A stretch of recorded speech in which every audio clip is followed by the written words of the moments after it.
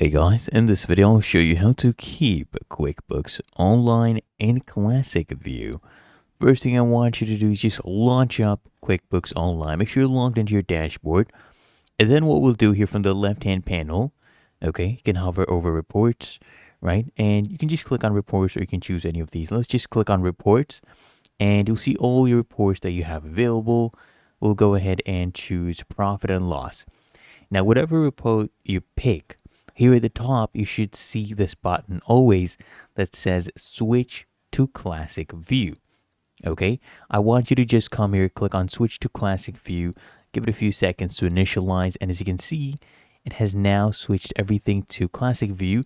And the way you can confirm this as well, you'll see a button now that says switch to modern view. Okay, and you just save the customization. Once you switch to classic view, just save the customization and then it will always stay in classic view and you can begin using it as such. Really that easy. If you found this helpful, make sure you smash that like button and subscribe to App Mentor.